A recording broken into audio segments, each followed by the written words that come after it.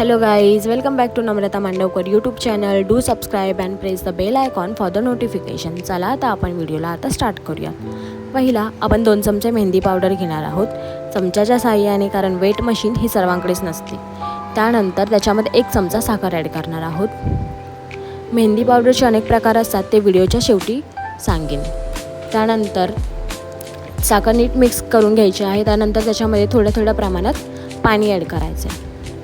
आपल्याला पेस्ट जाड हवी की पातळ हे पूर्णपणे आपल्यावर डिपेंड असतं. त्यामुळे थोडं करून पाणी मिक्स करायचं आहे, कारण ती पातळ नाही झाली पाहिजे.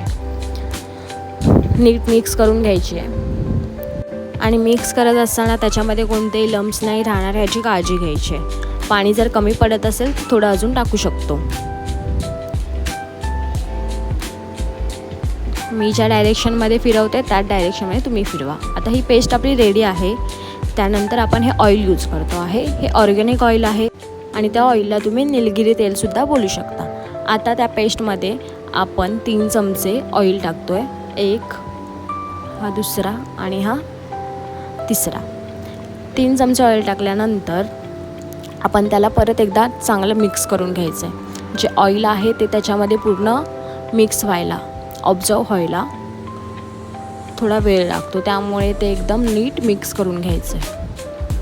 आणि मी ज्या डायरेक्शनमध्ये फिरवते त्याच डायरेक्शनमध्ये तुम्हीसुद्धा फिरवा, म्हणजे कोणतेही लम्प्स राहणार नाहीत ह्याची काळजी घ्यायची आहे. ओके, तर ही पेस्ट आपली रेडी आहे. ओके, आता ही पेस्ट आपण साईडला ठेवूयात. त्याच्यानंतर एका प्लॅस्टिकच्या डब्यात ती पेस्ट भरून ठेवूयात. त्यामुळे ती पेस्ट मी आता प्लॅस्टिकच्या डब्यात काढते आहे आणि तुम्ही डायरेक्ट प्लॅस्टिकच्या डब्यातच बनवलीत तरीही काही हरकत होत नाही. आता मी ही सर्व पेस्ट प्लॅस्टिकच्या एका डब्यात काढून घेते आहे. आता ही पेस्ट मी प्लॅस्टिकच्या डब्यात काढल्यानंतर हिला आपण 7 ते 12 तासांसाठी नीट भिजवायला ठेवायची असते. मग ते ऑइल आणि साखर त्याच्यामध्ये नीट ऑब्झर्व होतो आणि कोणत्याही प्रकारचे लम्प्स राहत नाही. तर ही पेस्ट तयार आहे. आता आपण त्याला ढाकण लावून 7 ते 12 तासांसाठी सोडून देऊयात. ढाकण नीट लावायचं आहे. आता पेस्टला भिजवून 8 तास झालेले आहेत. त्यानंतर आपण आता तो डबा ओपन करूयात आणि त्याच्यावर आता बघू शकता एक ऑइलचा थर आलेला आहे आणि आतमध्ये एकदम सॉफ्ट दिसते. तर आपण तिला परत एकदा नीट मिक्स करून घेऊयात. जर तुम्हाला गरज वाटत असेल पाण्याची तर पाणी टाकू शकतो. माझी पेस्ट झालेली आहे. आता आपण घेऊयात एक पायपिंग बॅग. हिला पायपिंग बॅग बोलतात, जी मार्केटमध्ये कुठेही मिळू शकते. पण ती पायपिंग बॅग ग्लासमध्ये ठेवूयात. ती नीट त्या ग्लासला रॅप करायची आहे. त्याच्यानंतर त्याच्यामध्ये आपण स्टॉकिंग लावतो. आता स्टॉकिंगची काय गरज असते, तर स्टॉकिंगमध्ये कोणत्याही प्रकारचे जर मेहंदीमध्ये लम्प्स असतील तर ते गाळले जातात. आणि जर तुमची मेहंदी पावडर जास्त हाय क्वालिटीची असेल तर तुम्ही ते नाही यूज केलं तरी चालतं. तरी पण मी एक दाखवण्यासाठी यूज करते. तर आपण आता जी मेहंदी पेस्ट बनवलेली होती ती आपण त्या स्टॉकिंगमध्ये टाकून घेऊयात.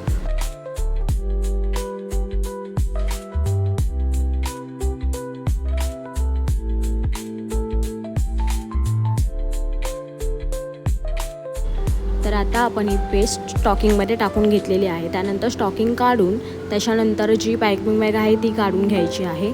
त्याच्यानंतर तिला म्हणजे पूर्ण पुढे करायचं आहे आणि त्याच्यानंतर त्याला अशी एक गाठीसारखी पीळ मारायची आहे.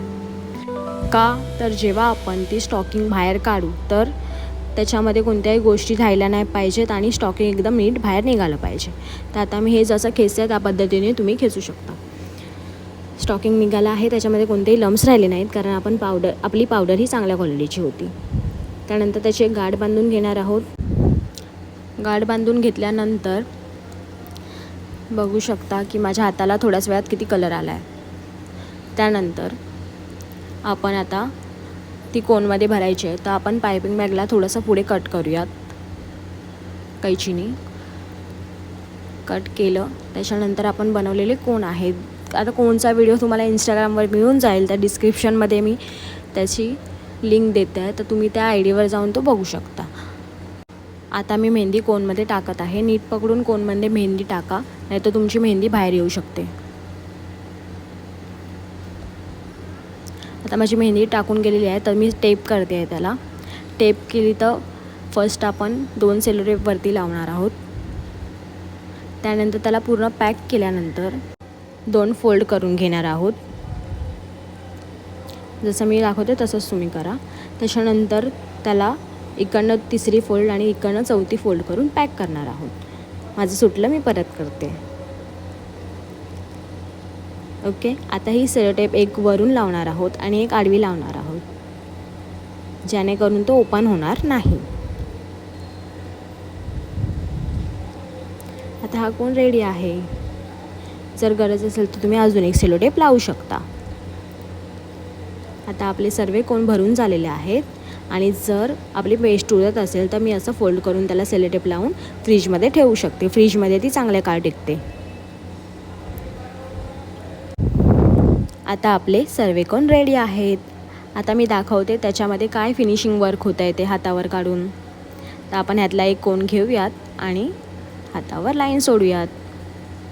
त्याच्याबरोबर स्कॅलप पण ओढून दाखवते. बघा, लाईन एकदम पातळ आली आहे. त्याच्या बाजूची अजून पातळ काढली आणि त्याच्यानंतर मी स्कॅलप ओढते आहे. खूप स्मूथ आणि मस्त चालतो आहे.